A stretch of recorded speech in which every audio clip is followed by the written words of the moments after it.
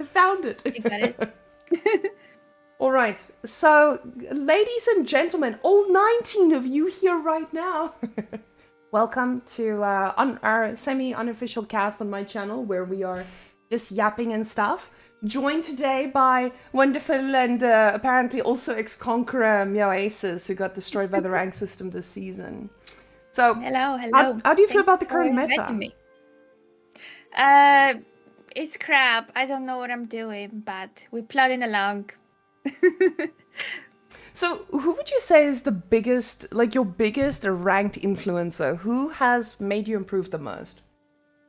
Oh, it's my friend and other streamer Makami. I don't know if you know him. So we are good friends, and he does a bit of coaching. He yells at me.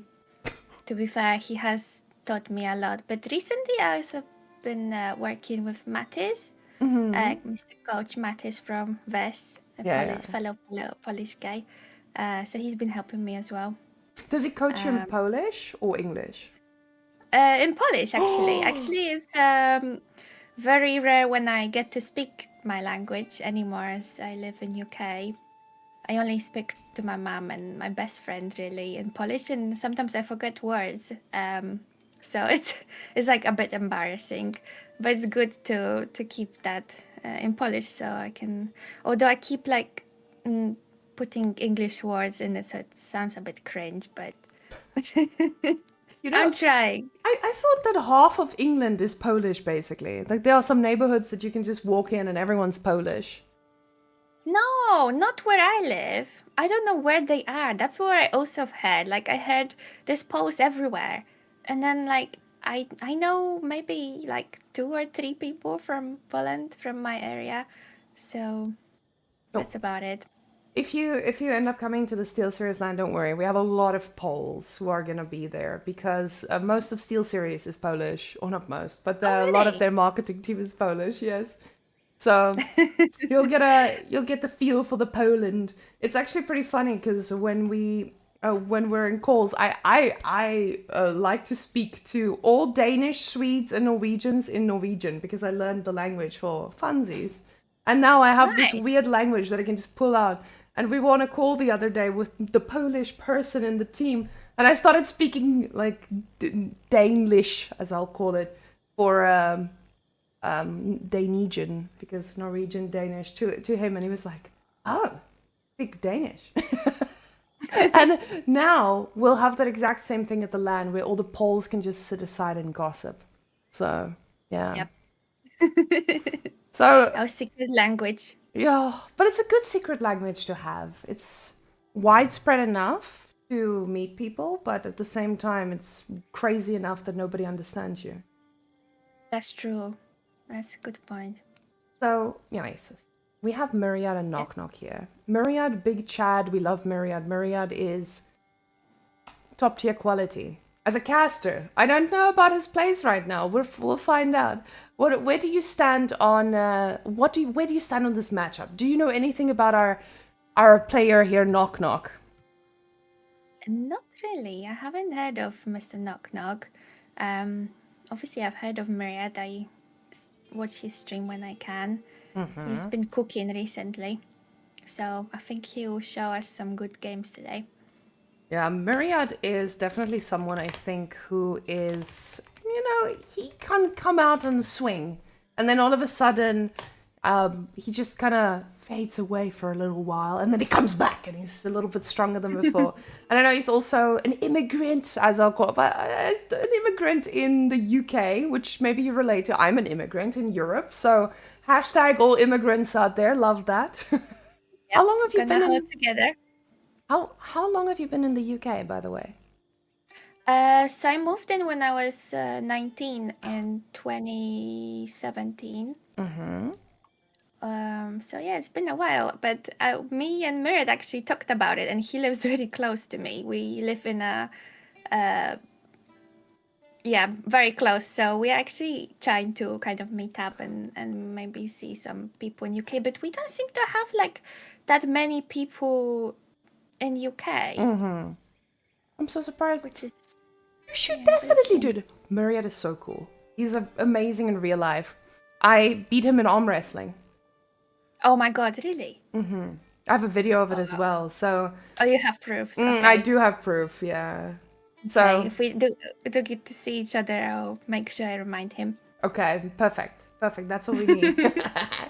So I see people asking, who's Knock Knock? Guys, I'm opening his AOE4 world profile. And I see he's currently, what is it? He was rank 84 on ladder. So he's been Conqueror 3 for a while. He's been popping out of some tournaments as well. I think he plays a lot of the Rising Empires events. I'm not too sure, but I've seen his name, especially in the earlier brackets. So he's not low ranked. I'm not going to count this man out. Myriad, yes, he's our favorite for taking this serious, but we'll see. We'll see if Mr. Knock Knock has something to say about that. Now, what I quickly wanted us to look at is the drafts. So looking at these two and the sides that we have, we can see that Myriad getting our first civilization, Knights Templar, very good water civ right now. Zushi, possibly seen as the strongest civilization right now. And China, also up there. And Knock Knock on the other side, I would like that a little bit more because I know how to play those civs, but I feel like Myriad has got this one in the bag. What about you, Meowasis? Yes, definitely. KT, I think, is super strong. I think they are even stronger than Lancaster sometimes, especially on water. They're really cool to play. There's a lot of variety. Zeus in China with their crazy eco as well. Definitely favorable draft here. But I do like Rose. I play it myself a little bit. So they can pull some stuff out as well. French, we'll see what he can do with that. Byzantine also, if he survives the early game, I think can scale really well as well. So it will be interesting. Now, what I wanted us to look at, and guys, we're gonna head into game one today. There's no split screen. I didn't even turn on the second computer, so it's just gonna be us on the normal. So guys, let's hop on in and basically see what is cooking. I just need to double check that my microphone is working, and I see Pickles just redeemed a nice little accent. So, ladies and gentlemen, we are going to practice a little bit of South African accent. Now, before we get into the match properly, I'm just going to do the first little while with this. And that is basically... Oh, wait, hold up. Let me just see. Is my screen the right size? Give me one moment. Hey, game, what happened here? Why is this game so big? Oh my goodness! Whoa! This game is massive. Okay, there we go. I fixed it, guys. Okay, let me just check everything else. All right, and game sound. Oh, there we go. Okay, now we can get to it. So, talking about this matchup.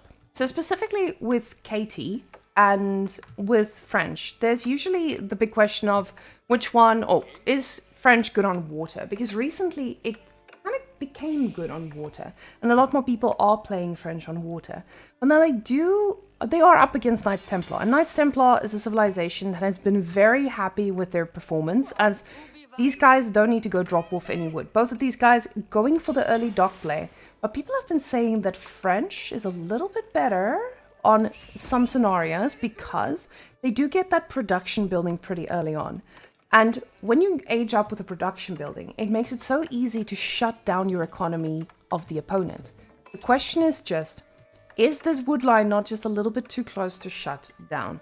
But yes, we'll see. Yeah, definitely. Recently, with as we were talking about the meta, we do see a lot of Dark Age spear action. So I wonder if they're gonna try to do anything here, especially if it's water. I wonder if one of them at least will try to deny the others early water. We'll see about that.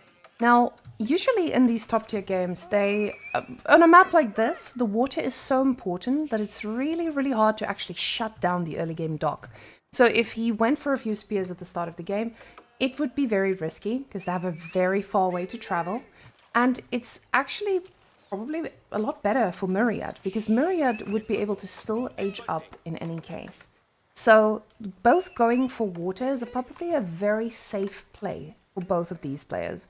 So we can see now both of the players. Let's go see the villagers split 1 and 2 already on that side. So we'll see if French is going to go for that early aggression. Early and feudal age, I would say. But Katie, on the other hand, he is going to be cooking very happily, getting that age up a little bit faster than French usually. Definitely. I do wonder what Myriad is going to decide, as he obviously plays the KTs, which have so many options. What do you think would be the best age up to go with in this case? The Knights Templar, now this is where you would ask me and I would tell you I have no idea on water maps, and I'm so glad we get to experience this right now. That's why I always cast with a pro, because I always ask them what are they supposed to do. And we already have our answer here. Military units are produced 15% faster and cost -5 gold. Now, Kingdom of France is interesting because we're playing against French, so now are we getting French versus French in a way? But I'm really excited to see Myriad try to survive against that early knight, because we can see he's aging up to 6, which means he's trying to get it up pretty quickly. And that means it's going to mean that Myriad needs to do something to stop that first knight. And we see his plan already. Yeah, he does seem to be one step ahead so far. He must have played this matchup before many times. Obviously, French is really quick to dispatch that first knight over. I also wonder, how is Myriad gonna try to put the pilgrims in place here, as having so many knights as French, it will be easy for Knock Knock to deny them, so he will have to establish some kind of route as well. And with Myriad having to go for pilgrims pretty early on, I actually want you guys to notice he gets that first pilgrim, right? But Knock Knock is not going for a singular knight. I yapped so long about the knights, but the man says, I need to focus on the water and the water only. So he's not actually planning to shut this down, but you can see how much Myriad is investing here on land. He's getting a tower, he's getting a barracks because he wants to protect those pilgrims, but he's getting it for no reason because he's just assuming that Knock Knock is going to go for that knight. Now, most people go for that knight, and that's what makes this so interesting. The fact that it was assumed makes a lot of sense. But now Knock Knock is investing every little bit of wood that he has on the water, which is probably the right move when you're playing against a civilization like KT and you've already forced them to spend some resources.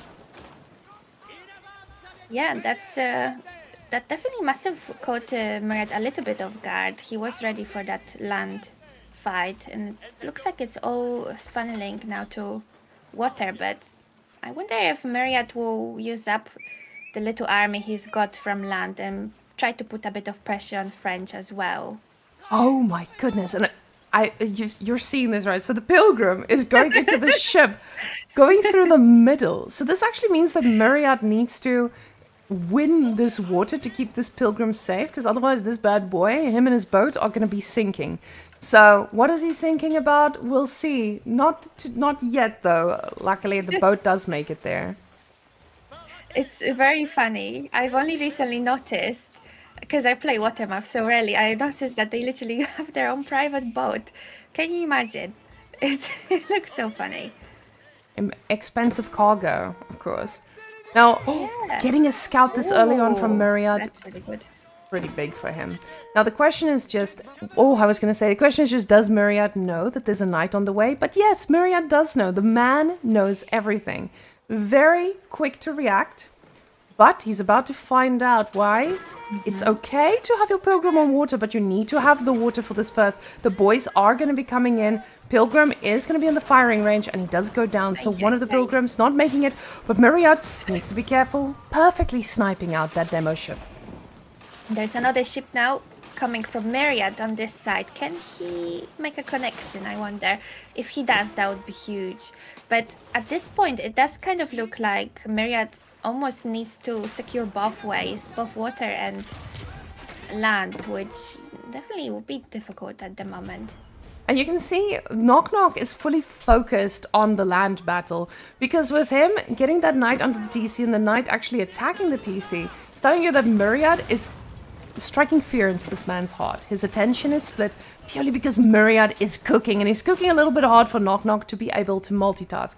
He does lose that first knight he pushed out, and at the same time, Myriad's cooking on the gold.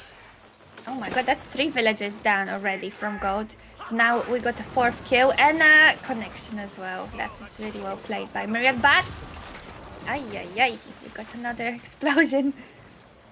Yeah, no, these villagers very quickly made, made some dents in the poor guys. Oh, the poor man. No, I'm laughing so much because I relate to what Knock Knock went through here. So Myriad has played a lot of tournament games. A lot of tournament games. And this is why it's so important to have experience. Knock Knock is highly ranked in Conk 3, but Knock Knock doesn't play as many games in tournaments. So playing a water map like Holy Island is usually a lot harder for someone like Knock Knock just because he doesn't have that experience. And that is going to make this a little bit harder for him to handle. So yes, guys, we are going to be going into the next game pretty soon. I'm just going to update it on the screen. This time, Knock Knock. Let me just quickly... Oh, I'm learning how to do this on the fly because I have an editor who's currently busy. So give me 1 second. Knock Knock on Roos. Let's put that bad boy in here. Don't worry, you're doing well. You are having it all under control much more than I would. So Roos versus Zushi. Meowasis. Any experience with it? Yes, actually, I have played a little bit of that, and usually on my ranks, it's basically a race for the pro scouts into fast castle, see how many relics you can take. But if this is gonna be a case, I'm not sure what map they are playing. Dry Arabia. Okay, so pretty standard map. For me, I would think that it will be a fast castle fight, but I guess we'll see. Yeah, no, with Dry Arabia, I know a lot of people like this map because it's probably the most standard one out there. Now, we actually asked all of the players to vote before this event. Like, I think most of the top 20 were part of this vote. So we asked players exactly what maps did you want, how many bans did you want, what format do you want for this event. And after this event is over, the qualifiers, we'll have another nice call with everyone and we'll say like, okay, let's fix the rules. So from there on out, all the players will sit down and tell us exactly what they liked and didn't like. So Dry Arabia has always been a pretty constant choice because it's so standard. You know what to expect. Some maps, they give you a little bit of a crazy spawn at the start here and there, and most players would like to avoid that. So, Meowasis, let's go see who's going to be the king of Dry Arabia. I can't say bets out because we don't have anyone running bets today. So guys, you are just going to have to put your gambles in your pockets. We are going in. All right. Meowasis, introduce our Chads. Okay, so in green we got Myriad on the Zushi Legacy at the bottom of the map, starting pretty standard opener. And on the top of the map, we got Knock Knock or Roos. Double hunting cabin start, also pretty standard.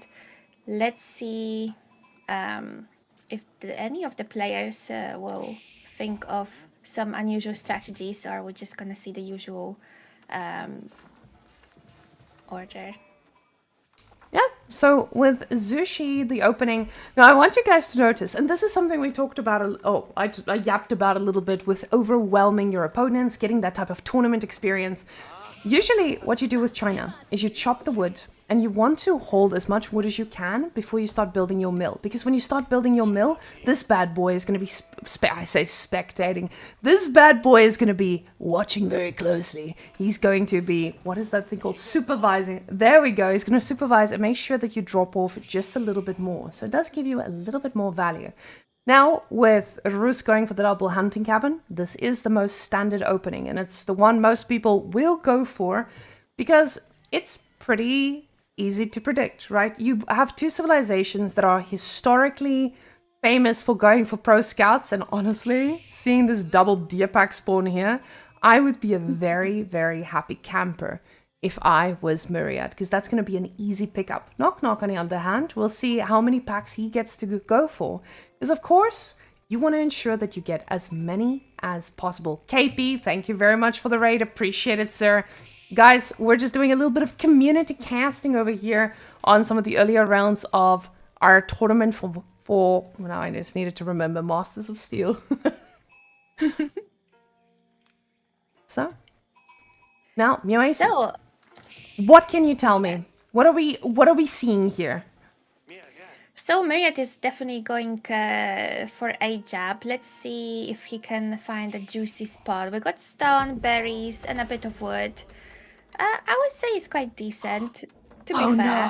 No, Myriad. No, Oh. it's decent. It's decent. Don't get me wrong. But I have a question.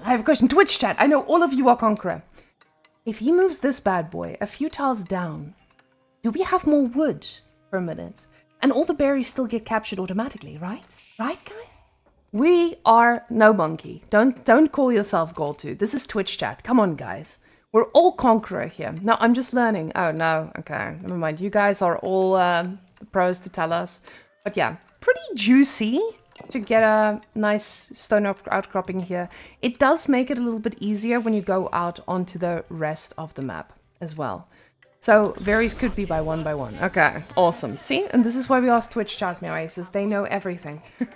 Oh yeah, always experts of everything. Now, the We Golden Gate coming up.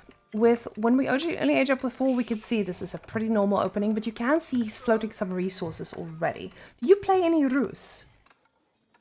I do actually a little bit. So the usual thing to do is put 8 on wood, rest goes on food, and then you just sell the wood and go fast castle with pro scouts in the meantime. So I would think that this is what Knock Knock is trying to do. However, he's idling some villages at the moment. He needs to build a wood cabin. Yeah, that's happening now. Sometimes they seem to... I know Rus doesn't really need gold, but sometimes if they want to have some very quick nights, they do mine gold and actually buy food. This is what Mattis recently told me. Oh no, he's out of... He ran out! The boys... Oh, wow! Okay. He's coming home with the boys, and the boys, there's barely any boys to slaughter. This is going to be a hungry Rus player. I never thought I'd say it, guys. Unfortunately, the man is going to be starving. He might have more sheep from another scout if this was his second, but doesn't No. really look like it. Yeah, it doesn't look like it. It looks like all those scouts were fully engaged, and unfortunately, Myriad was the guy who was cooking all along. Now, we can see now Knock Knock, he is almost getting that professional scouts, and the thing is, Myriad, with that tournament experience, as I talked about earlier, he went ahead and killed every single deer because he's seen this dirty playstyle from every single pro player he's been against. And if he goes for pro scouting civ, someone will be killing deer. And Myriad, being a little bit more, how can we say, a little bit more reserved when it comes to the pro scouts here, making sure that he gets horsemen between this as well, just means that he is going to be able to shut down any of these deer yoinking that Knock Knock had in mind. Yeah, definitely. A very small amount of horsemen can stop this pretty well. And this is actually a good choice. And we can see Knock Knock again idling some villagers on foot. This is not a smooth start for Rus, unfortunately. I've been there. He can still recover, but Myriad has definitely got the game under control at the moment. Definitely, because Knock Knock, he has 7 scouts, but we have to see how many of the scouts are actively picking up food. We can see now with all the deer being killed, he actually had to go and manually shift-click these while looking at them pretty closely. So this means that Myriad, with all this horsemen, he's just going to be able to have that mobility and actually try to shut down any other deer that he tries to take back to base. But you guys can see that Mr. Knock Knock, he's cooking castle already. Even though those pro scouts are not very fruitful just yet. They do have enough food to get those early horse archers out that we know. And I do see some questions in chat. Why isn't B participating? So B is from Russia. And unfortunately, Russians are not in the position to get visas very easily. So a lot of the other players do have the dual citizenship, or they already have Schengen visas. So for them, it becomes a lot easier. We actually have a few players who are mid-visa application at the moment, including me. Visa pending. Thank you, guys. Good luck. Hopefully that gets sorted soon. For you guys, this is again not looking so well for Knock Knock. He has lost one scout, second scout now, and that's still to just these two horsemen laying around. But you can also see that Myriad has started the production of some Zooks. As well as trying to age up, saving resources. I think he's just gonna go full in once he clicks that button. Knock Knock needs to be prepared.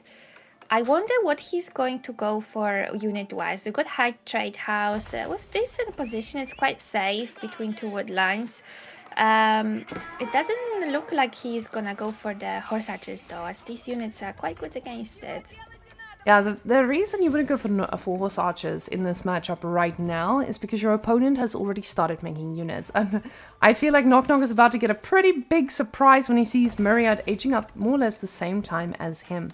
Now with these, we can see he's trying to get every bit of deer that he can, because these guys aren't going to be doing much now after they've gathered their deer.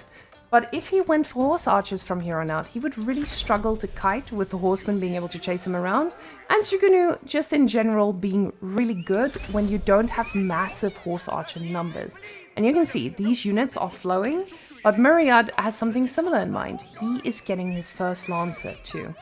And as someone who dies to Lancers pretty easily, I am very scared on behalf of Knock Knock. Because even though Knock Knock is one of these top Conqueror 3 players, you can see this is definitely something that can get the best of him. This is definitely something that can catch up with the nerves.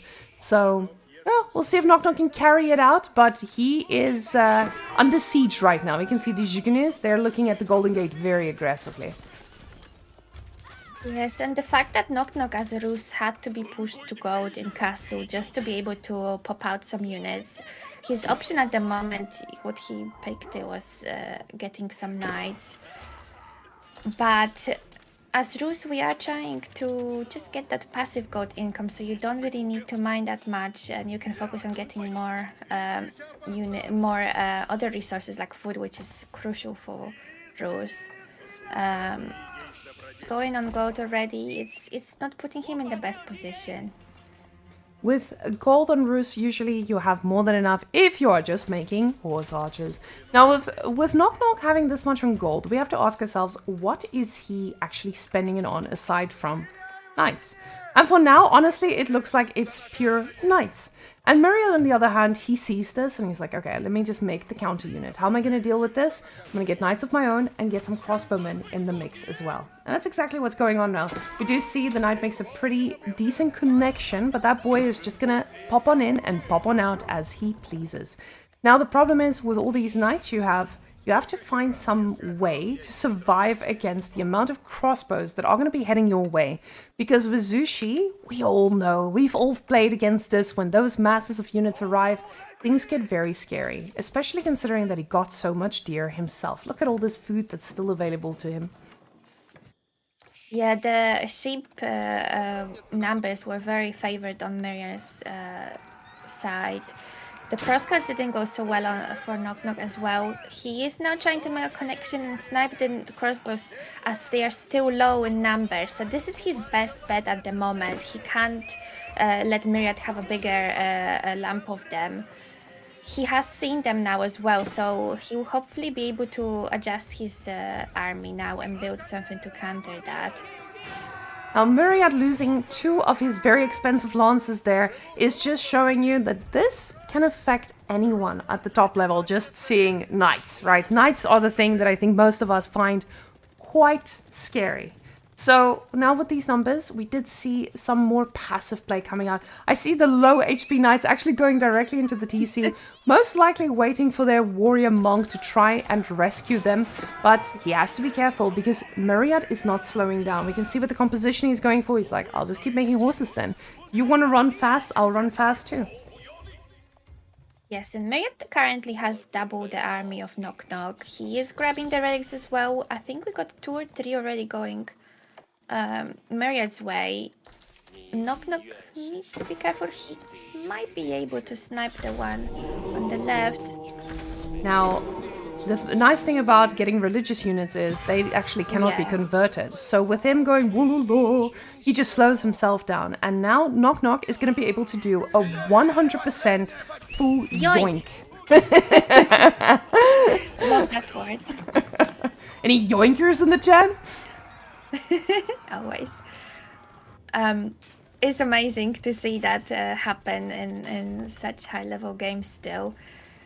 He is getting it back to Knock Knock's base now, but I believe Myriad is seeing this, and his Lancers are not gonna let that happen. Now, we do see the warrior monk on Knock Knock's side, but he just... Oh, I was gonna say, this man seems to have just A-moved his army. Let's see if the boys will not get converted today. There is a lot of stuff going on, and they're doing a pretty good job at keeping this active. Monk already in position for the next one. And Myriad putting a lot of aggression down on the board just to ensure that he can... things going his way. Getting all those relics is so important at this stage of the game. And as Zushi, with a pretty good economy already, you just want to make sure that you're setting yourself up for the late game. Myriad, though, you can see, he's floating some resources. And this doesn't necessarily mean he's forgetting about it. He might just not be committed to a comp just yet, or even thinking about what's next, which is quite surprising. It's quite early in the game. Never mind.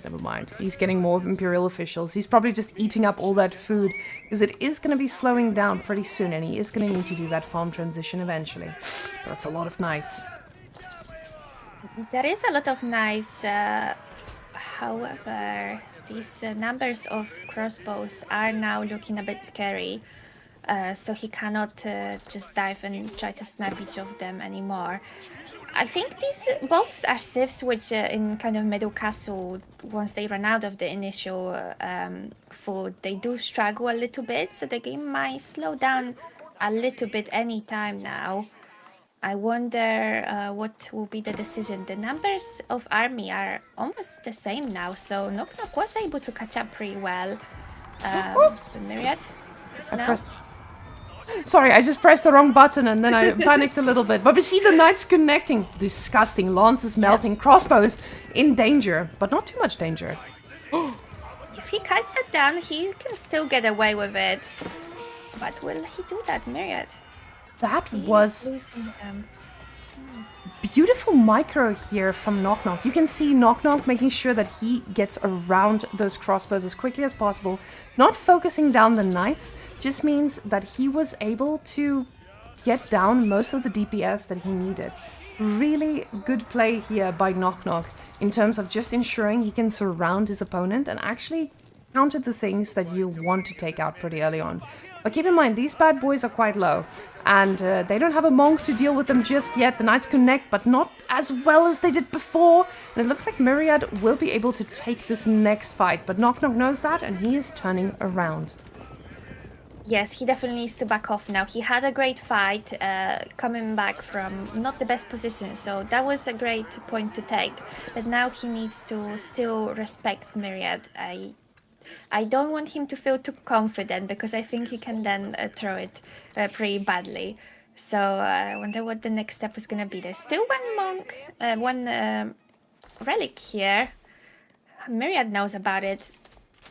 So problem is the food is out here now, and just like that, you quickly equalize all that losses you had early on, and this fight becomes critical, not just to win, but also to take down everything and lose as little as possible, because losing just a few villages in a situation like that can snowball pretty quickly, and he knows it. He's trying to get those knights as far as possible.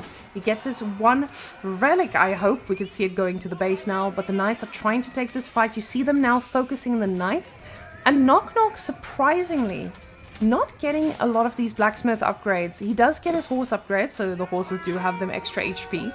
But with these crossbows, getting a what is this? Yeah, it's only +1 coming in. Oh, no, never mind. That's +2. +2 is coming on in, boys. He's gonna be okay. Hopefully. I think that extra HP for the knights is really carrying Knock at the moment, but it's not enough. And we got another game. And just like that, Myriad advances on to the next round, yeah. Now, I was steering for Myriad a little bit there, just for a moment, because after he lost all those crossbows, because I think at that point you're like, okay, my food's about to run out. What now? But with the food that he had left, he was still pretty much okay. And Rus took that time to go out on the berries. Both of them hitting that food timing, that where it starts running out. But at that point, they were just able to use what they had, and Maria just used it a little bit better in this scenario. Yeah, he did pretty much have more army for the whole game, so that definitely took part. The start was pretty rough. The sheep is a quite controversial subject recently. I'm not sure if you, I mean, I'm sure you know, but a lot of players have been discussing this. Is they are not really happy often about the sheep spawns and it being quite random and sometimes unfair. Do you think there could be something done about it? Now, doing something about it is, I think, a big meme that I usually have with one of the devs. Every single time I start not getting sheep, I just say like, hey, get out of my game. Because I always say they despawn the sheep where I run. Now, I think... Oh, that makes sense. I do think that some players might be complaining about this, but I think that there are bigger fish to fry at the moment. And I think what I'm seeing, the chatter among the people have been a lot more focused around the deer and how it went from the deer not being a heavy focus to now being exactly the same as a few seasons ago when the whole game was about you trying to go and kill a bunch of deer. And the person that kills the deer the fastest, they will probably be better off because then they can just focus on their own deer. So yeah, that's basically what the people have been yapping about. So what about you? If you are playing, because I know that you said things aren't going too well on ladder, do you think the sheep spawn or the deer spawn affect us normies most? Well, probably not as much as it affects the pros. I have heard stories that they would sometimes surrender games if they have two less sheep or something. I don't think it affects us that much, but it does definitely show how important deer still is. Coming from Pro Scout meta now, we see the infamous deer push, deer herding. Have you conquered that magic skill yet, women, or do they just do what they want when you try to move them from place A to B? Honestly, I think I got schooled the one time by deer pushing by just looking at Bella doing it. Oh my goodness.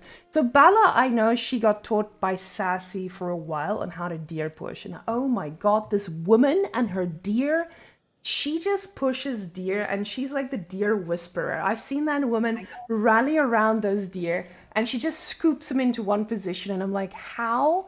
What witchcraft is she performing? I have not been able to push any deer in that capacity, but I think this might go to Sassy and Bella's training resume instead of this just being a bad thing for me. Yeah, I'm still in farm meta, says Shuki in chat. Yes, I am 100% in farm meta. I like to transition to farms. Give me English. Me too. Give me English. English all day, every day. Yeah, definitely agree. Definitely.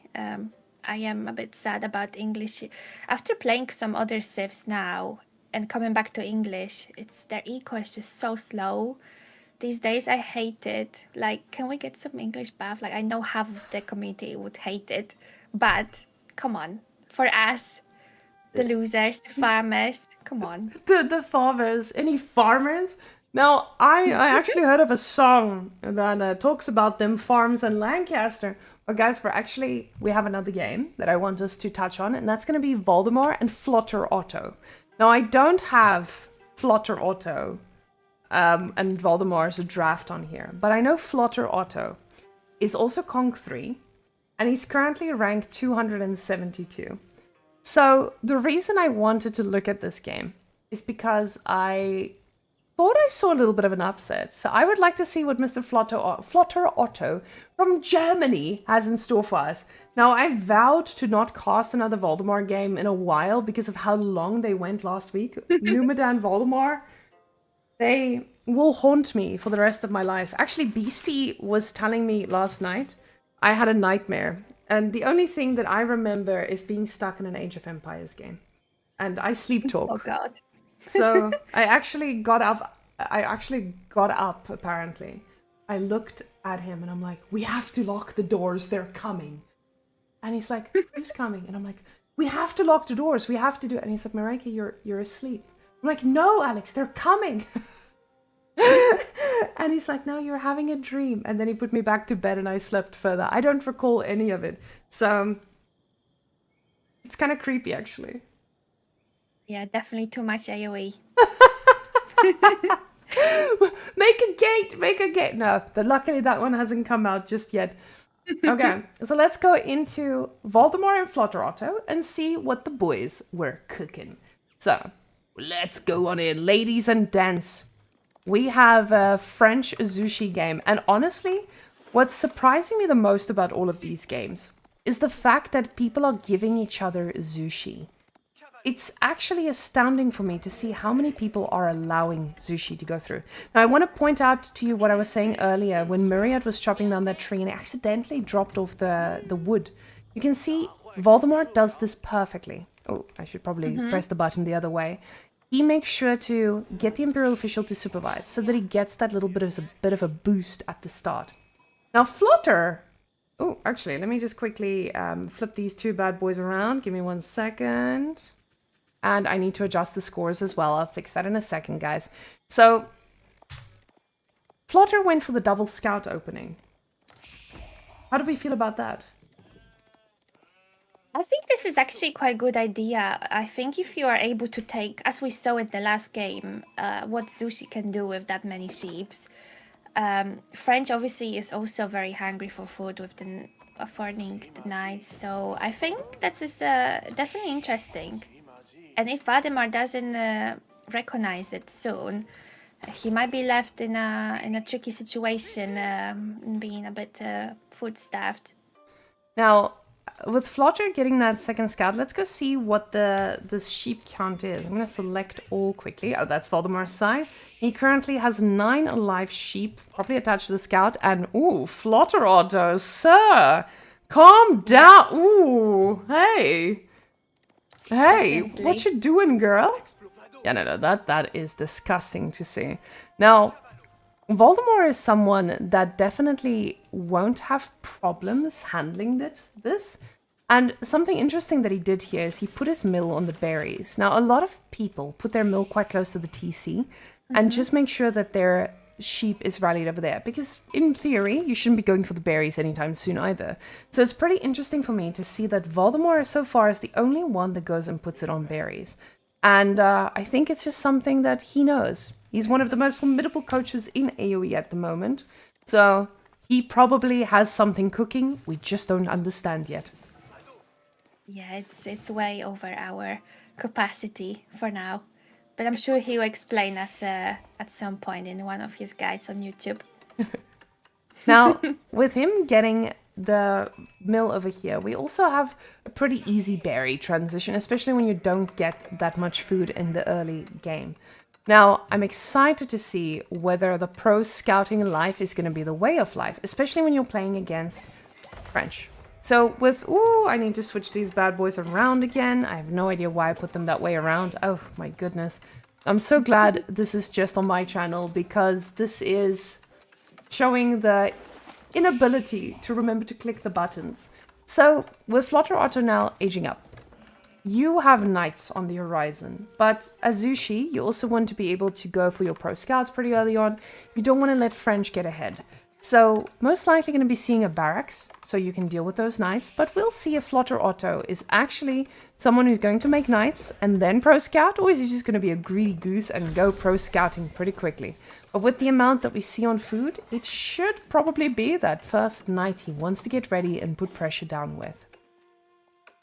Yeah, he definitely has limited amount of time as there's, I believe there's tower already going up for the gold. Oh no, that's Staple. Okay, that's unusual. He must be cooking something. He knows. He knows something we don't. This is definitely not something we're expecting. Like you said, most cases people try to put spears as soon as possible when playing against good cavalry civs like French. And this feels a little scary though, because he is opening with that first scout just to make sure that he gets that situation going for himself, which is a very good choice. The thing is just he needs to find an answer to this first knight. And right now the answer doesn't look like it's close, but I see a forced wood drop off and the barracks has been queued. So now he's looking for the space that he needs to go to attack. He signals to Baltimore like, hey, I'm coming, baby. And we'll see if that first knight is going to be making any connection. Now, with him having a double, now triple scout, he's going to be able to start his idea of pro scouting. Yeah, definitely. Very quick, nice pull of the villagers, making sure they're not getting any damage. And he's actually moving from that gold at the moment. He doesn't want to leave them there without tower or spear protection. And in the same time, I can see that that knight is now just trying to do some damage to the scouts to delay possibly that first scout. Yeah, getting a little bit of pressure down on this is going to be key to slowing down your opponent. But at the same time, he wants to be thinking about his own food. Does an amazing job at shift clicking these bad boys, because that's all he can do. Valdemar, sneaky snake, making sure that he kills all the deer. But there is a very much alive deer pack that he does get to target here later. But with the spearman here now, this means that Valdemar is also just going to be able to go out and eat anything he wants. So the boys are going to be in position to just pick up whatever they need. Now with the fourth scout, you can see Valdemar is trying to do this pretty quickly, and he feels confident enough to put the villagers back on gold. Yeah, with almost 6 spears now, they have came up really quick, probably with the help of official. So he doesn't really need to invest in that tower. And there we go. He's catching that knight, and yeah, he's got the kill, and that's huge. You would think it's just one unit, you know, but that's all Flutter Otto had at the moment, just to keep some pressure. He has to invest in archers now. He has started them and is rebuilding the knight, but that must have cost him a lot and is putting pressure on Flutter's pro scouting as well. Now Valdemar, he's making more spearmen, even though he knows that his opponent will most likely... Oh my gosh, what a sneaky boy. His opponent will most likely go for archers, because that is the natural response to spears. So with that, he's already made his horsemen, and he is getting a lot more of them as well. So Valdemar says, I know what the counter is, I know what the next move of yours is going to be as well, and I'm ready for it. So Flutter Otto does get a lot of food back to base, but now the pressure is going to start coming his way. We can see here with the spearmen, they're now moving across the board, but the horsemen are not anywhere close to support this, so he does need to be careful for a few moments while he is pushing out. Now, with the amount of units we see streaming to this side, those horsemen, 4 legs, they run really fast. They're going to get there in no time. And he's actually going to need to start... Flutter Otto is going to need to start focusing on what he wants to attack. You can see with him getting all of his upgrades, he has invested less in making those units than his opponent. Now, he does see the horsemen here with the archers, so he knows he needs to be careful. He has 3 knights. This is pretty formidable, but... this is most likely going to be down to who can use their units the best. Definitely. Valdemar is just focusing on the scouts for now. I guess he has no reason to really engage in fight if the numbers of army are not that favorable. They are basically the same at the moment. So I think going for the scouts is really the long-term goal he wants to go for, as this will affect Flutter's eco more than just killing the units he's got there for now. Now, you don't want to lose any of this mass, especially when you're Zushi, because you know your strength is in your numbers as well. Your units not necessarily going to be a match against a lot of knights, but he's making sure that he has the counters to them pretty heavily. With 11 spears, you can handle most knights. So now getting that pressure onto the food, ensuring that you slow it down a little bit while snacking on everything else on your side. He gave himself the time to get as much as he needs, and he's just going to keep pumping out units. Plotter now getting another knight and adding a barracks to this composition to ensure that he can stay up to date with this. Now, he is most likely going to... he's going to need to start thinking about getting some upgrades too, because Voldemort, he's got that +1 ranged armor, which is quite key when you're playing against this amount of archers in your base. You can see though Valdemar is very close to hitting Castle though, which puts Flutter in not the best position. He's definitely very, very far from reaching Castle. He has clicked it now with the Monlu Academy, and he has basically the same numbers of army. So it's definitely putting Valdemar in a better situation.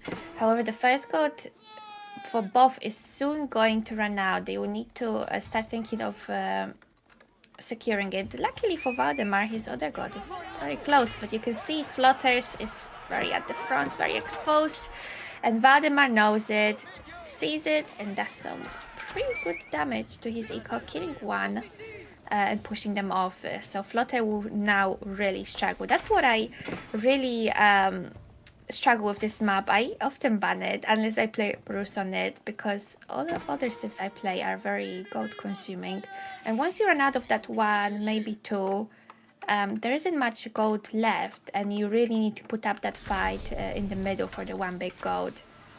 And usually when you're playing against someone and they age up, you usually have a pretty big army to counter that. The problem is for Flutter, his army is nowhere near being able to deal with what Voldemort has, unless Voldemort takes a pretty bad fight, which I don't see that coming from Mr. Voldemort here. Now, we do see the double tower coming down because he respects what can come out of Zushi. We just saw that in the previous game on how those Lancers can absolutely decimate you. But Flutter knows that he needs to do some damage now because he's going to need a while to get ready, but he takes some pretty heavy shots here on his knight, and that is a very expensive loss. Horsemen now getting their upgrades as well, and all of a sudden these units are going to be looking like they're made of paper. Definitely, they're both upgraded. Archers won't even be able to one-shot the spears that easily, as they're age behind, and even though Flutter has knights, the horsemen will be able to handle that at the moment. Let's see if he can defend this goal now. He's double towered. Will this push Valdemar out for a bit?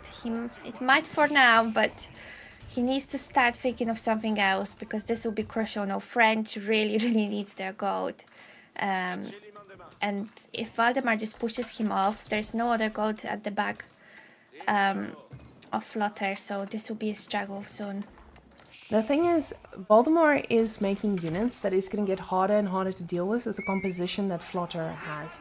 So Flutter not having any units that can handle those lances is going to be quite tough. The feudal French knights, they do pretty well, but these numbers are just getting bigger, and Voldemort is feeling, ooh, hello boys.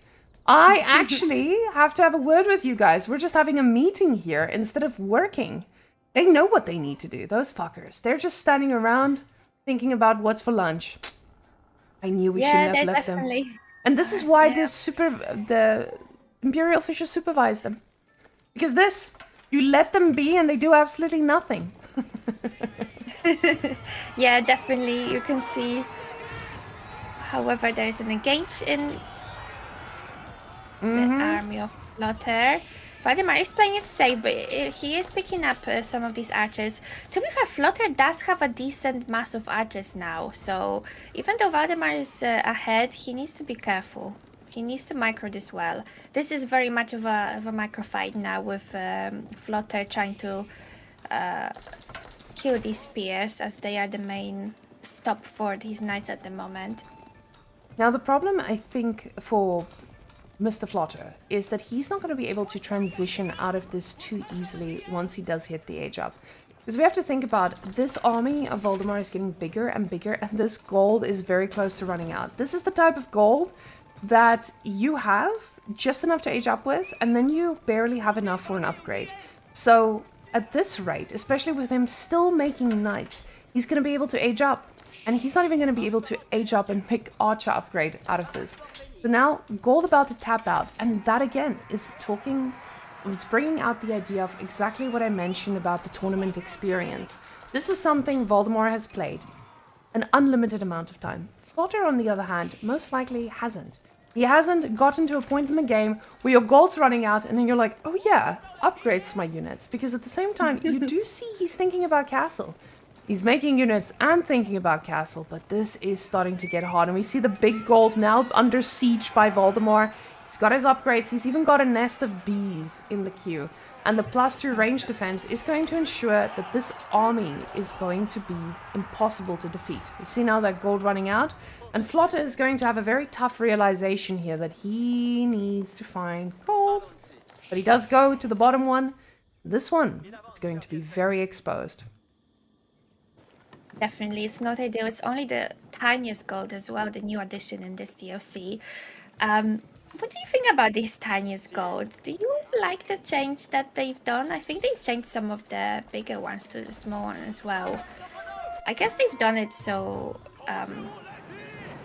you just go out of the map a bit quicker. But sometimes I find it running out so quickly. I'm just used to, the standard size, and kind of catch myself a bit surprised that it ran out so quick. I think that's something that we would struggle with mostly, but it's a new mechanic that they brought in a way, right? So before this is not very commonplace, but it opens up the game to more types of play. It allows you to not just sit in your base and force you to actually go out on the rest of the map. Right now, the army, though, it is colliding, and the problem is when you're floating this many resources, you do not want to collide. The problem is 30 villagers idle now from Flotter. He's getting overwhelmed. The palace guards are getting on top of these archers as well, and now with +2 range defense, this is going to be a very tough set of units to beat. Flotter, though, he's got a lot of knights. He's going to be able to handle these guys, but the archers are shift-clicked onto the spearmen and just really idle right now. With Voldemar's insane micro, I would not be surprised if he gets a very good shot off on those archers, and they do need to be careful. Yes, and the nest of bees has been spotted as well. It's definitely on the radar for Flotter to be sniped, but look at that. He defends it just perfectly. The nest of bees is in the middle of the spearman, and the knights have nowhere near to get to that. And with that, he will be able to keep Flotter from far away from that. And hopefully he can get some nice shots from that. The second one is in the production as well. Now, what's actually pretty funny about this is Flotter has completely been overwhelmed by Voldemort and all of this. You can see he was almost aging up, and then he was like, oh, I need more knights. I need to get onto the back line, and that's exactly what he needs to do, but at the same time, he also needs to find a way to get to that next part of the game. And with all of these villagers just idled in the TC, the poor guy is in shambles right now. Villagers, they're next on the menu. Boys are slicing them in half. Let the bodies hit the floor, says Voldemort. And it looks like he is going to be getting a lot of these. At the same time, the Lancers have found some victims as well. Disgusting. More dead villagers, I guess. Not too many dead villagers. I say not too many, but look at that. 16 dead villagers. Oh, never mind. We're back in the base. There's more dead people here. Yep. They just decided to go all for it. I just hate it for Flutter because he's been caught in this horrible position when he kind of wants to age but should be making units, but decided not to make units and not to age up, which puts him even more behind. Sometimes it's better to just make a decision, I feel like, than keep not doing both or kind of standing in the middle. That's what I struggle a lot as well. And that's leaving him now with 18 dead villagers. Valdemar just chilling in his base. He's losing some of that army, but he does believe it's worth it, and I think that too. He just needs to keep applying pressure, so Flutter cannot do anything else, and he still has no chance of aging. Now, Flutter most likely feels that he did kill a significant portion of the army, and he's correct. The problem is just the army has been getting remaxed as well.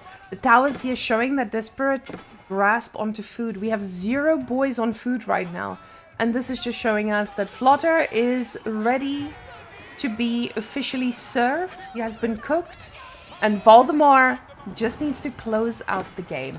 Now, the spearmen coming out and getting destroyed as quickly as they get out as well, and Flutter is holding on to a dream, but Valdemar is very sure that he's going to be able to close this out. I'm going to speed this up because there we go. There's no way this goes further than that. It looks like Valdemar will be taking game number 1. Yeah. Let me see if... Yeah, definitely. I was like, yes! Tommy put the names up. That's my boy. Tommy! Oh, nice. Looks good. So, now Mr. Valdemar being 1-0 up, we're going to go check the next one on EGC Gorge. And that's the whole point I wanted to go through this matchup. Is purely because I want to see how to play Gorge. I've been losing so many games on Gorge. And I feel that, Really? Yeah, it's been a tough one. It's been a really tough one. And getting into a match where we get Mongols versus Lancaster, it speaks a little bit to home. Because I am not a tower rusher, but I do believe that Valdemar is the type of guy who feels confident in his tower rushes. What about you, Meowasis? What do you feel about a good tower rush? I think I can proudly say that I've never ever tower rushed anyone in my life. I have been tower rushed, but not too much because, as both of us are the lovely English mains, or used to be, they don't. They are not usually brave enough to do that for us.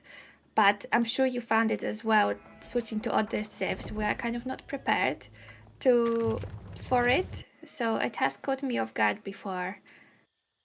Now, with Voldemort starting over here... Oh my god, disgusting. I was talking about tower rushing. This guy says, nah, dude, stable. And as an English main, we've all been here, guys. We've all been here. Where we're like, oh yeah, tower rushing, great. Horsemen, they actually can do something. Because yes, Lancaster is just a variant of English. So stable with no uwu, says Pleka.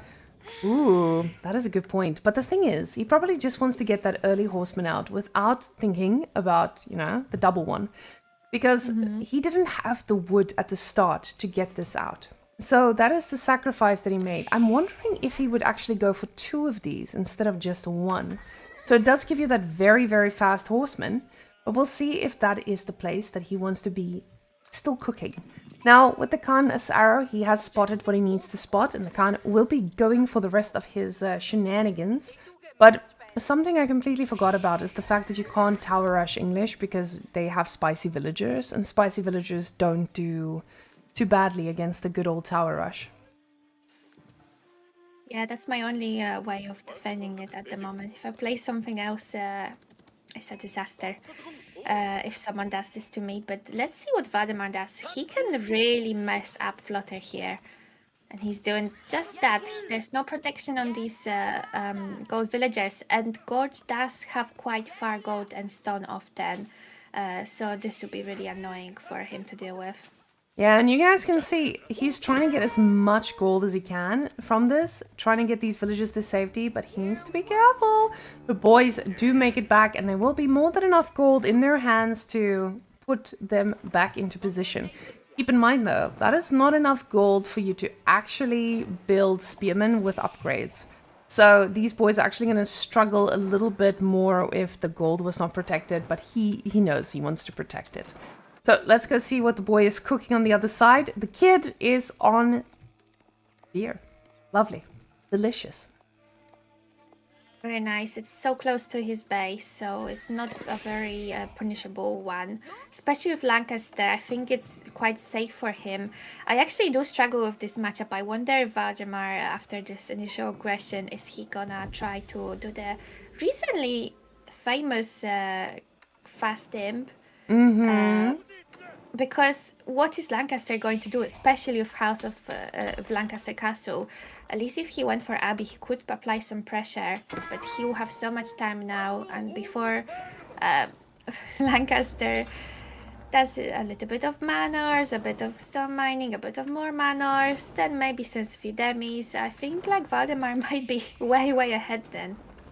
Voldemort definitely has that odd, right? A lot of people have been going for that dirty, dirty fast Imperial. I'm going to. It's super dirty. I can't believe we have this in the system right now. If you go fast Imperial in our ranked games, I hate you. And I think most of Twitch chat, no, I'm joking, guys. We love seeing a good Hui pal coming out of there first time. Now, he is actually very happily walking out over here. Voldemort needs to put that. Wait. Where's the girl? Oh yeah, the girl's in use. Oh, I was about to say, are they going to be going long distance? But no. He says, I've got the wood for this. Don't worry, boys. It's fine. It's fine. So I do see some doubters in the chat about the dirty. No, definitely dirty. You guys don't think that Lancaster Castle, Fast Imperial Mongols is not dirty? Come on, guys. What is this build from Vault? Pleco, we need to sit down and listen. Because Vald is cooking something against Flutter. We just don't know what yet. My question is just, is he going to use his stone for the extra villager? I know everyone says it's bad. But we might see what Voldemort has in store for him. Maybe there's something.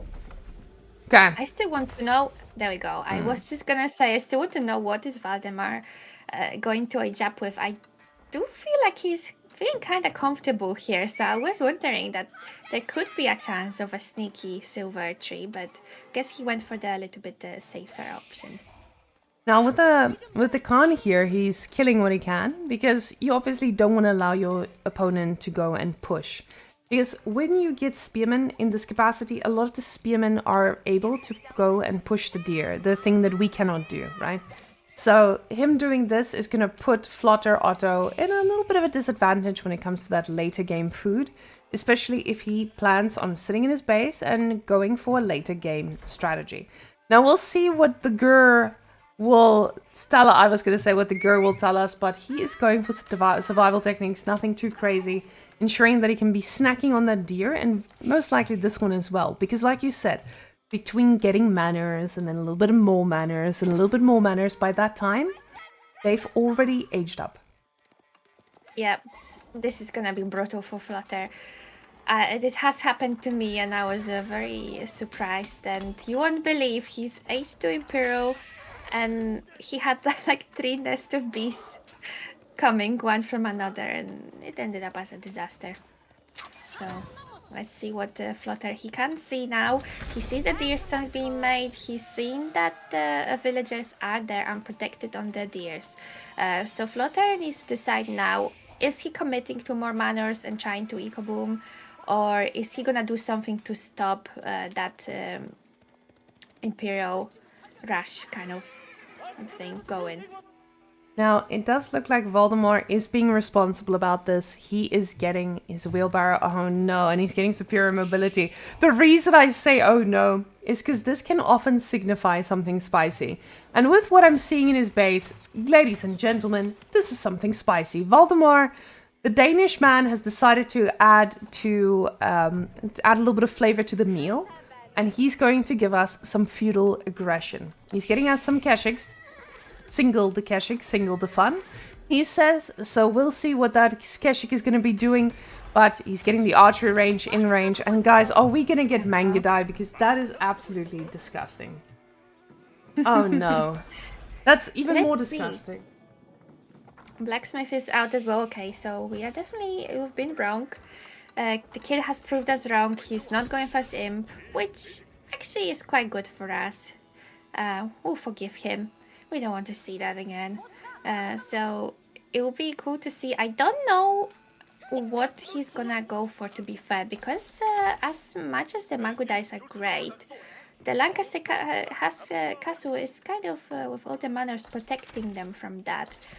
Unless Flutter will have to move out of this safe space. Now, remember when I called Mangadai? Guys, I was wrong. I was very wrong and I'm sorry.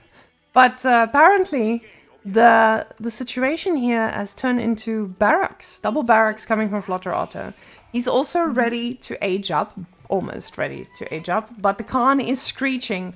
We'll see if Flutter goes for the King's Palace. What is the King's College or the White Tower? But the White Tower is the landmark of choice. It gives him a safe wood line. It gives him a very safe gold. But it's in a very peculiar position. I don't think it would have been on my bingo card to put a forward White Tower in the scenario. The thing is, if you think about it, you realistically cannot put it anywhere too far out of your base because you need this thing to also protect your manners because, you know, the Khan and his boys are coming. Now, I've played a pretty similar game in English versus Mongols against Shuki here on Twitch. And I remember him banging his head against the table and making some noises as how the White Tower was just defending me without me doing anything. So we'll see if Voldemar, in exactly a similar matchup, is going to feel that way when they do start going into the White Tower. Shuki gives us a little laugh there in chat. He knows it's true. He knows he suffered that trauma, but the Deer Stones is in position, ladies and gentlemen. It hasn't been unpacked, but it is thinking about it. He's thinking about it, so... Oh no, he left it alone. Okay, so it's gonna unpack now. It's pretty close to the White Tower, though. And most of the army of Valdemar is actually archers, so they cannot really dive it. And it looks like Flutter is just sending it. He will take the 3 Earl Guards from the White Tower. And let's see if he will try to make some of the early veil kills, as I believe 3 can one-shot a villager, and Valdemar has the pre-exposed deers over here. Let's see if Valdemar will get away with it or if Flutter will get to him. Now, you need to notice what Flutter did here. Flutter saw this composition and he was like, I actually played Zerg when I was a StarCraft player, because most of us come from StarCraft. So this guy, from what I'm seeing here, he doesn't care. Or maybe he played Face Hunter in Hearthstone. This guy, he's losing, he's on 1 HP. But he's like, actually, no, I'm just going to go for your base. I'm getting +1 range defense and +1 attack. And now I'm just going to make sure that your Deer Stones cannot go back to base. And I'm just going to attack stuff. And it's working out swimmingly. The man is in a pretty good position regarding this. It looks like Voldemar has been under siege here by 3 Il's guards that are taking a beating. And Flutter Otto is like, whoa, these guys actually did pretty well. I've got more of these guys. That was just 3 of them, but it took them ages to die. It's actually quite a good response because he doesn't have he's only got a couple of Kashyyyks, so he doesn't really have a unit at the moment to deal with it and to defend these Elgards. However, he is now aging up himself.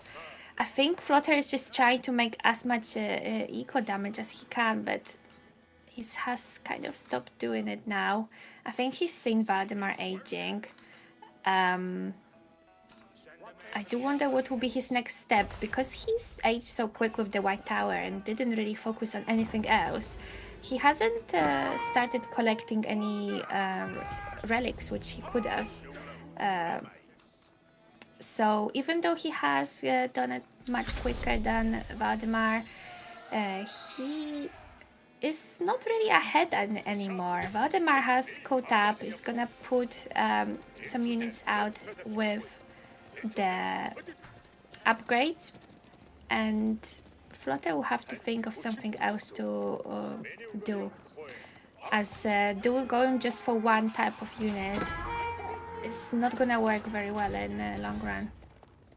Yeah, it does look like this does seem to slow down a bit here, but the problem is for Voldemort, his composition very much cannot do anything against what Flotter has right now. And he knows this. He's getting some crossbows at the speed of light, but the problem is the units are already in his base. And I think Voldemort is running out of food here pretty soon. Now we do see he has this singular pasture, but this thing is not going to be able to sustain this. We see the archers now going to be focusing on this, but this is a very powerful dive. These do have +2, and these archers are not ready for it yet. He's got some villagers out here trying to get a little bit of food so that he can keep making units, but it does look like he's going to be able to clean up some of these. The thing is now, there are more units coming out, and Voldemort is already thinking about the late game. Aging up with that, you want to ensure that you are not going to be the aggressor here, but the problem is, these old guards are taking a beating, and they are barely going down. Even though Voldemort is not losing too much, he's losing a lot of time. And I think this is exactly what Flotter wants to get done.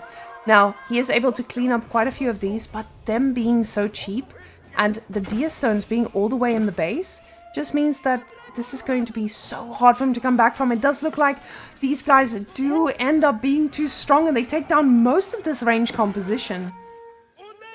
His whole army is going down, and Flotter has found the boar villagers now, which are completely unprotected. So he's gonna be chasing them down there. Most of the army of Valdemar is actually dead. He's got 1 unit. 0. Ascan has also been sniped, and what is gonna be Valdemar's next step? I do wonder. Even though a lot of his workers is still alive, there's only 6 dead at the moment. They've been idle for so long. He's struggling with food, really. He is in a bit of a pickle at the moment. Yeah, he has some gold coming in, and you can see here, he's starting the religious ceremony. People are gonna give all your thoughts and prayers, guys. Because that is what is coming up next. You can see he's trying to get the Dia Stones back to base as well. Not wanting to give this game up at all. And Flotter with a very dominating cheese. Getting a player like Voldemort down to his knees definitely is nothing to scoff at. This guy... I'm actually so impressed with this. It's wild. I feel like I want to do this on ladder. It's kind of dirty. It's really fun. It looks really fun, doesn't it? And I feel like all these Mongol Imperials, Rushers, they might deserve a little bit of tea like that. So, oh my I should god! definitely try it. Now the thing is, now. These guys are about to run into the whole economy of Voldemort. Voldemort lost quite a bit here. He's getting the outpost reinforced now, but the outpost only holds a few. Now this does need a little bit of time to get up. The villagers here, they are trying to think about where am I going to be safe? And honestly, with this bad boy putting a tower up as well, this guy is speaking to my soul. I have a newfound respect for Mr. Flotter Otto, and I will be copying his playstyle from here on out. Yeah, it looks great, honestly. Flutter, well done. Definitely an underdog in this series. But looks like he might be able to get a game against Valdemar. Let's see. Valdemar is making pure crossbows. However, the numbers are not that high yet, and he really needs to build them up. Otherwise, these guards, even though curse bows do counter them, they do need a bit of amount of them to be able to do much. As, yep, they can just get one-shotted by their daggers. I am disgusted and excited.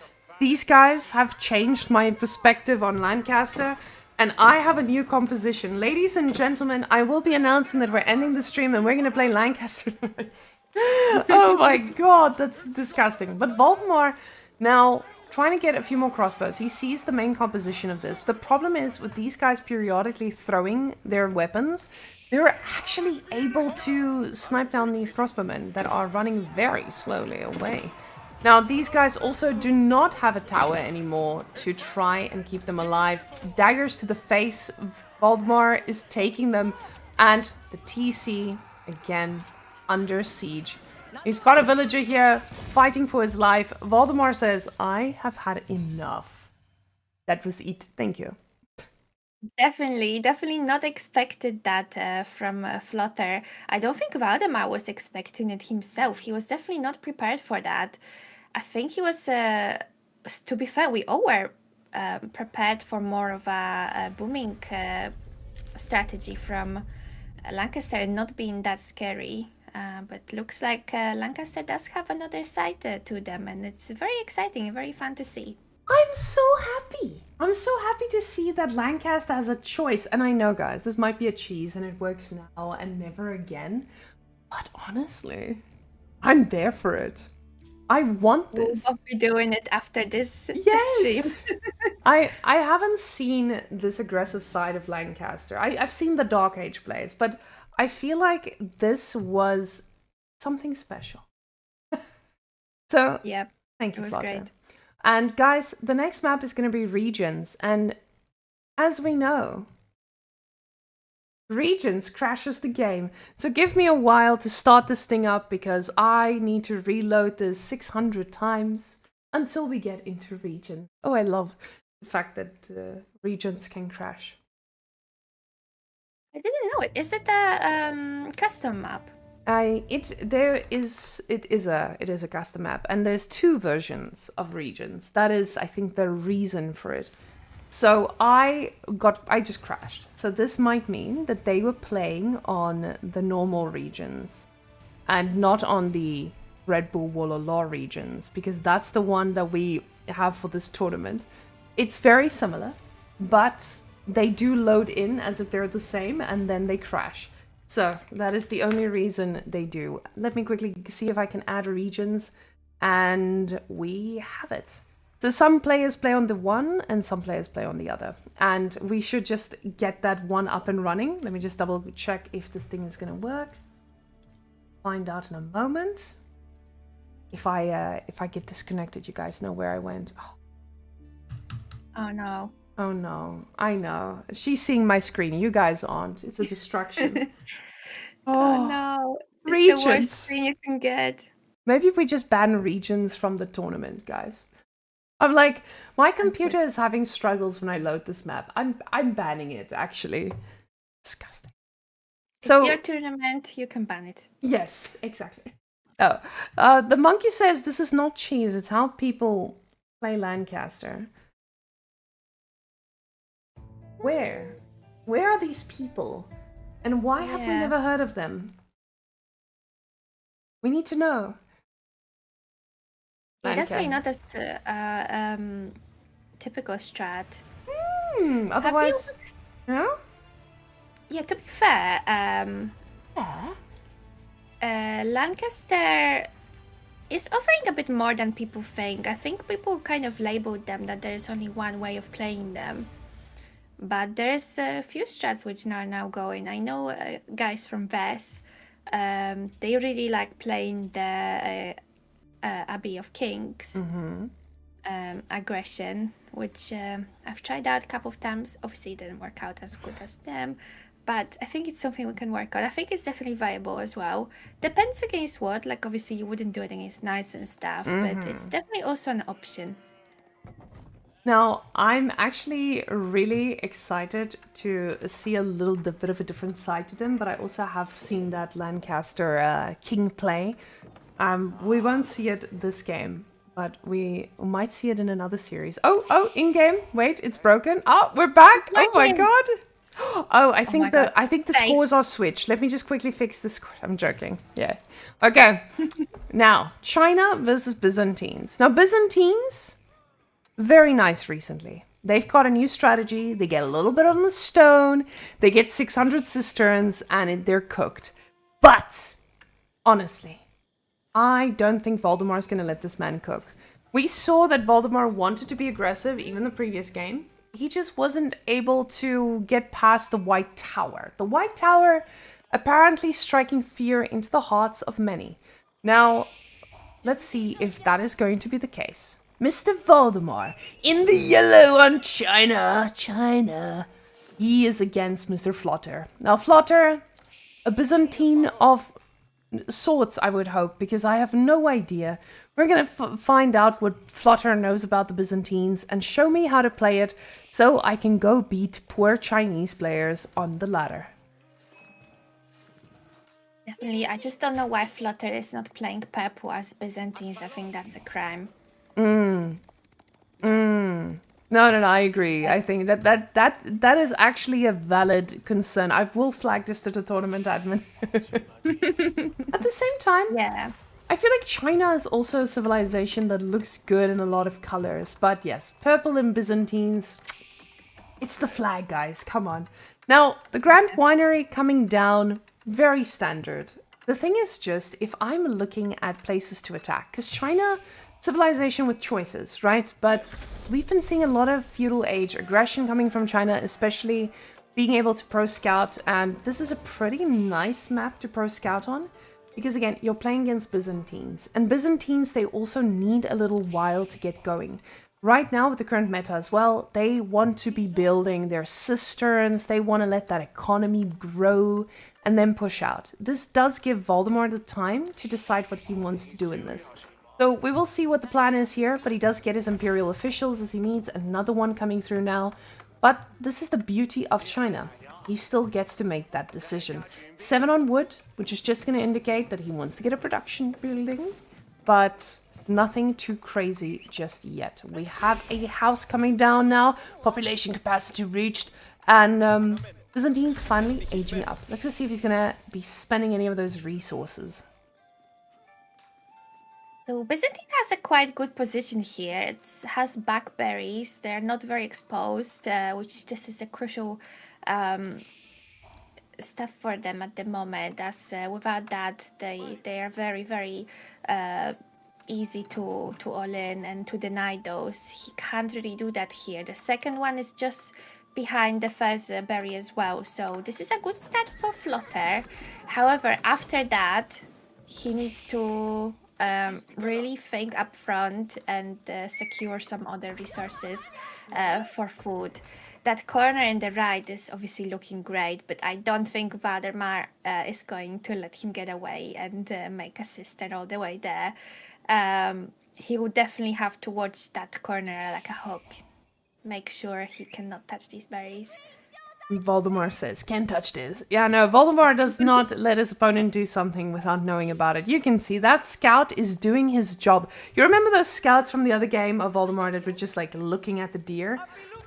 Was that Voldemort? Yeah. No, I don't know. Maybe, yes, it was.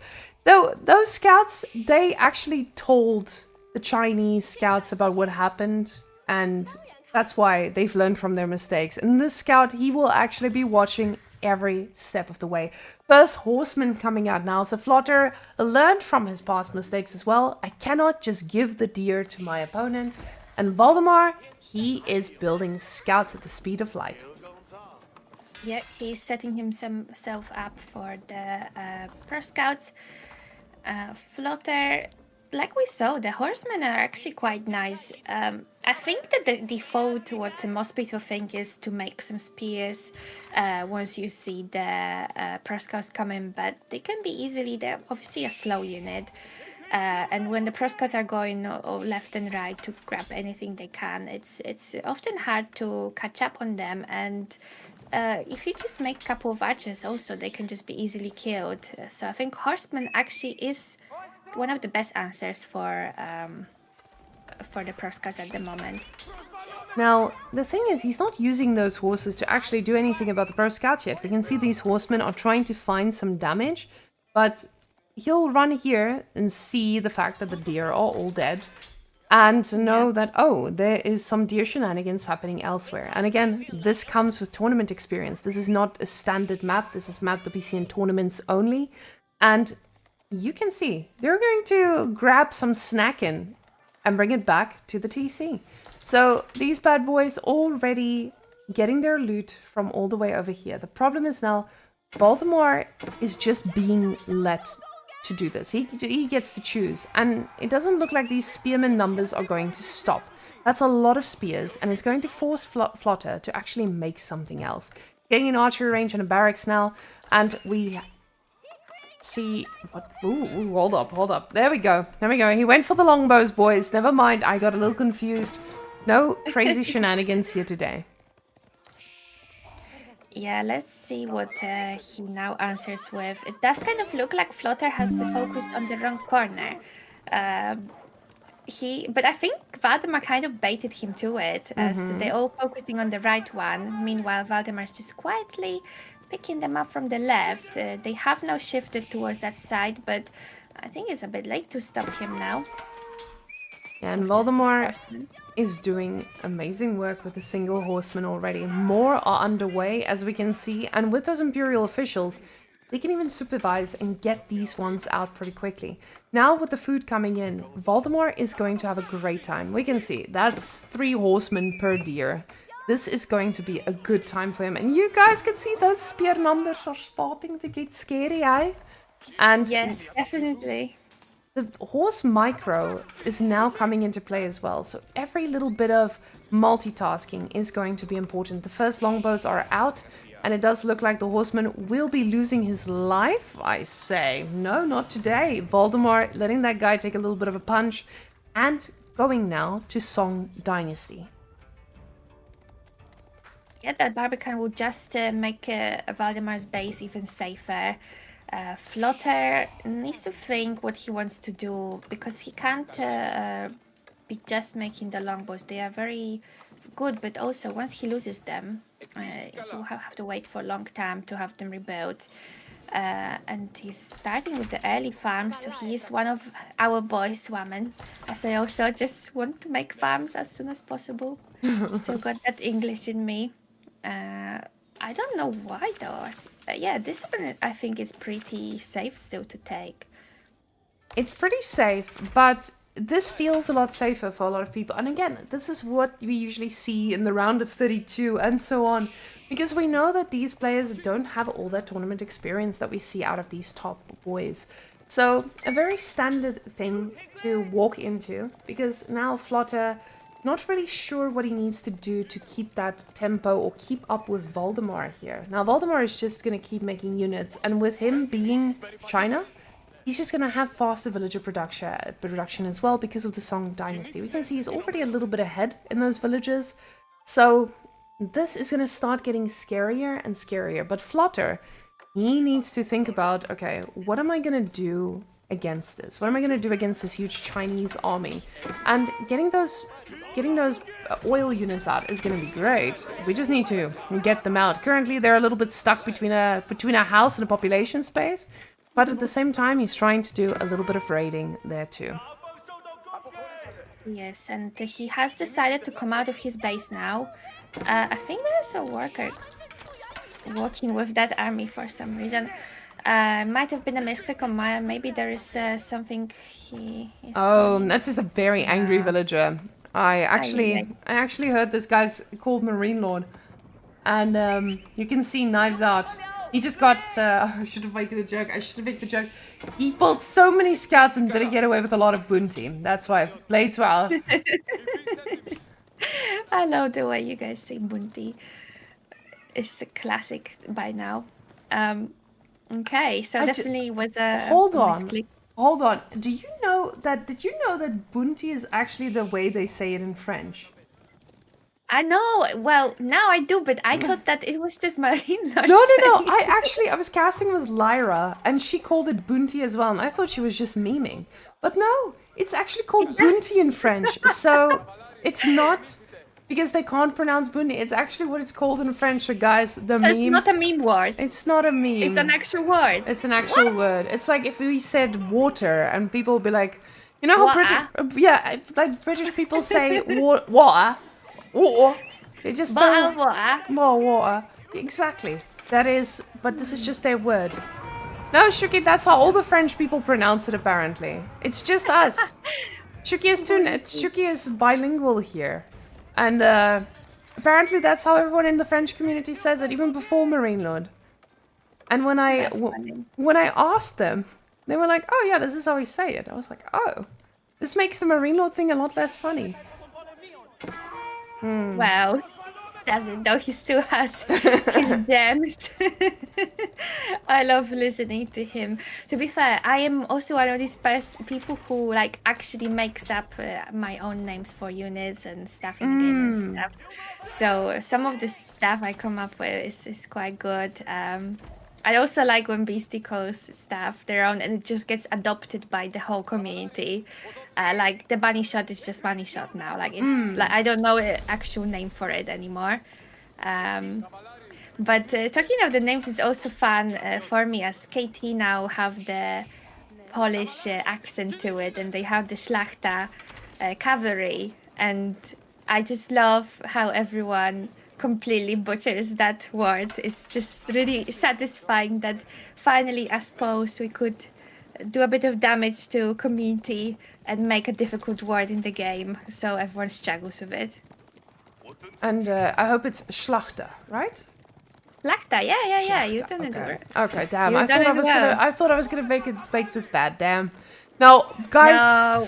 Flutter just got countered by the Barbican. Yeah. Yeah. He's also walling pretty intensively at the moment. He's definitely scared of the raids. Now, getting all those walls up is great, but the Oh problem no! is, I don't know if he was playing AoE 2 before this, but Chief, that's not a wall. That doesn't work against them horses, especially the versatile ones. And now, remember when we were like, oh, this is a safe berries? Yeah, Not anymore. But beautiful play here by Flutter. You can see he was just shift-clicking, and now he's going to bring the boys back. Because now Voldemort sees, oh, they're not on there. They're probably the ones on the farms. And just like that, Flutter, with his big brain, was able to do it. Now, Yep. Got bamboo boot. Flutter needs to go castle soon, because Voldemort is coming, and he's coming in hot with a lot of these bad boys. I actually don't even know if Oh he has my time God. for this. Now, he can shut down these horses at the back of his base, but he needs to do that pretty quickly as well, because these upgrades are gonna be deadly. We have +2 range defense, +2 range attack coming in now. And the problem is, this is a forward gold. And this is the Yeah. only bit of gold he's gonna have for a while. The boys are arriving, and they are looking fierce. More wolves coming up. Oh no. It does look kind of like the game number 1 on Karma we've had. The gold does seem to be a problem for Flutter. Oi, oi, oi.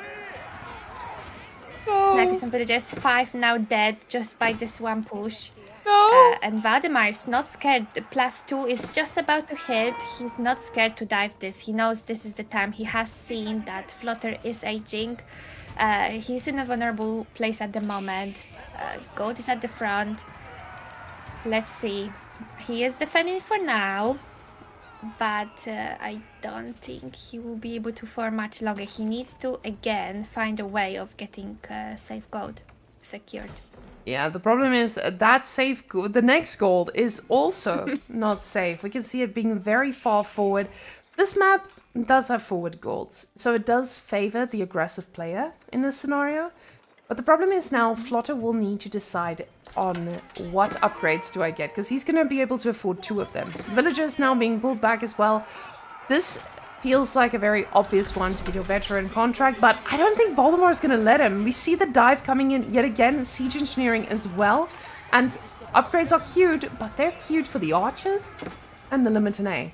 So these are not prioritized yet. He just wants more longbows instead of getting the veteran contract. He does have the gold for this now because of that secondary spot that he's getting them from, but the fight is engaged without the upgrades coming through, and the TC is firing hard, but Voldemort's army is massive.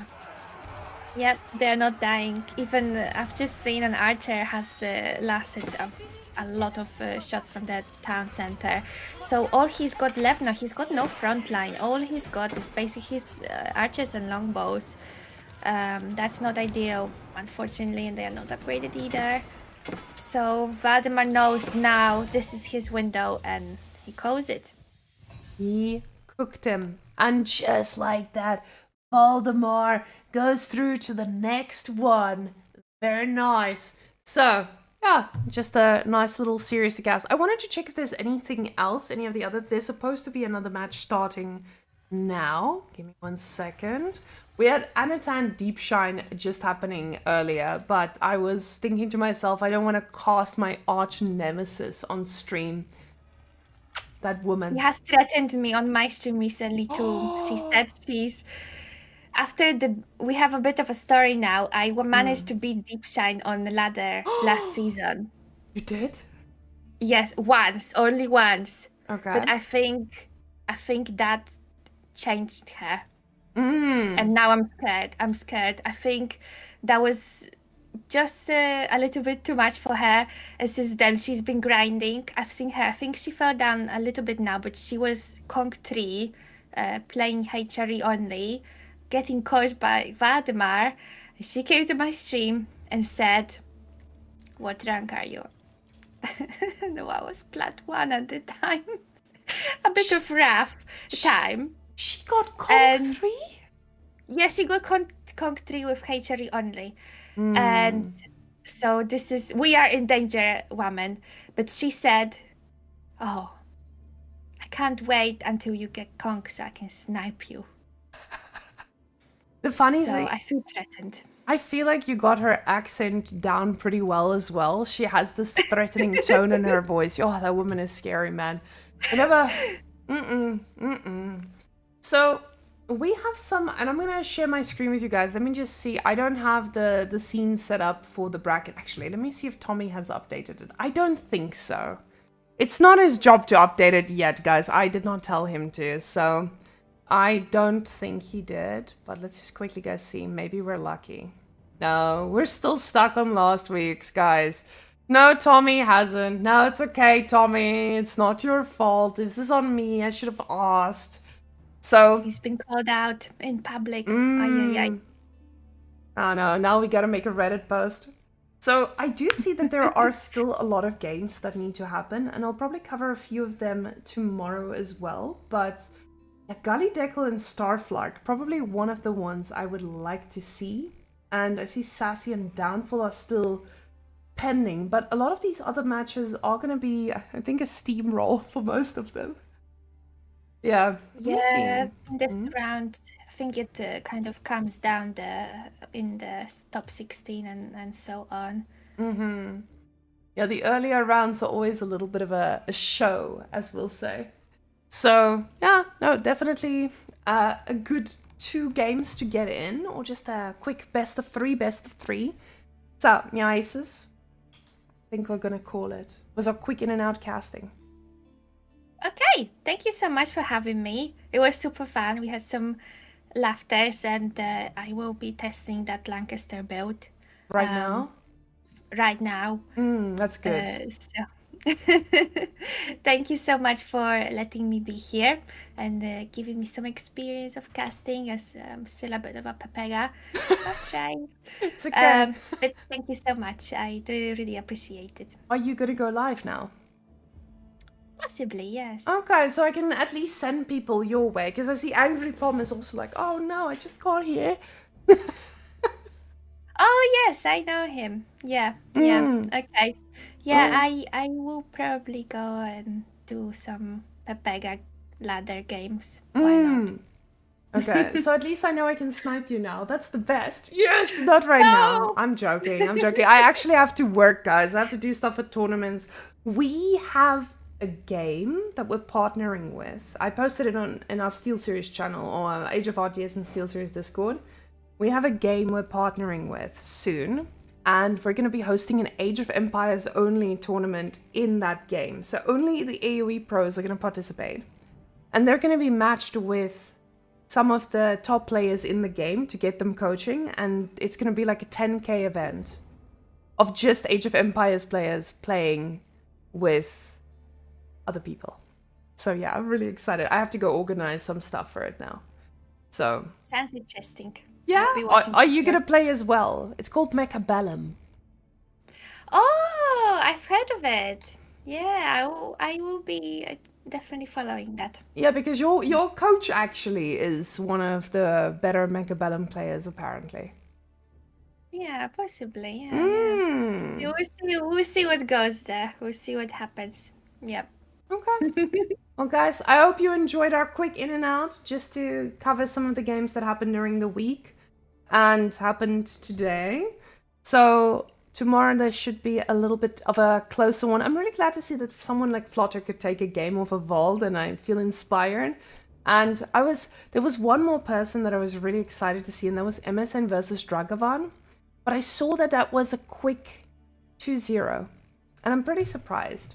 But now Emerson has to face Lucifron in the next round, so the kid has his work cut out for him as well. It is on fire though. He's definitely got a chance. He's done really well in the Silver League. Oh, really? MSN? Yeah, our little MSN. Oh my gosh. He's like our tournament baby. Let me see. He is. He really is. Who covers the Silver League? EGC. Yeah, no, but on their stream. Oh. I don't think it's streamed very well. But he's had a clean round and then he managed to do top 4. Damn, placed there with Core, Numidan number 2 and Giliardi number 1. Damn. Oh, they were cooking. Goodness. They're the people. Yeah. I'm so surprised to see this. I'm so happy to see that they actually had the Silver League. We were actually gonna... Oh, I am actually going to do a smaller league as well for the people outside the top 8. But I just need to put it into a pitch deck. So we are going to be making a marketing thing. So yes, MSN future AoE star, he's still the baby child. So we hope so.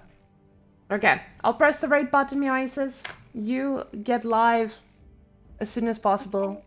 And thank you for joining. Much. And guys, go have fun. We'll talk to you soon. See you probably tomorrow on the other channel. And yeah,